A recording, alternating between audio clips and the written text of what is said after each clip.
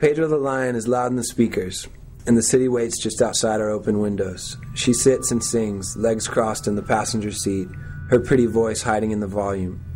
Music is a safe place, and Pedro is her favorite. It hits me that she won't see the skyline for several weeks, and we will be without her. I lean forward, knowing this will be written, and I ask what she'd say if her story had an audience. She smiles. Tell them to look up. Tell them to remember the stars. My name is Jamie Torkowski, and I am the founder of a nonprofit called To Write Love on Her Arms. I met a girl named Renee, and I met her 2 years ago, and when I met her, she was 19 years old, and her life was in a really difficult place. She had known a history of addiction, depression, self-injury. She had attempted suicide.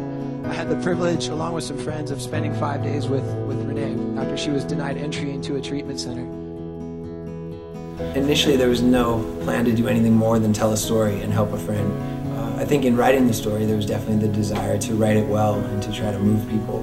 We love the fact that we started with a story, and in a way we couldn't have started smaller in terms of trying to help one person, trying to meet one need and tell one story. No matter how big it gets, it's one person. This is about individuals. If you have 1 million people that follow you, that's 1 million individuals.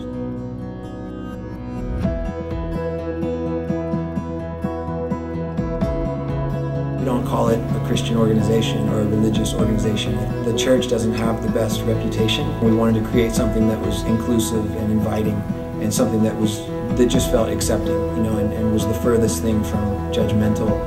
More than anything, we're just trying to encourage people to believe that life is worth living.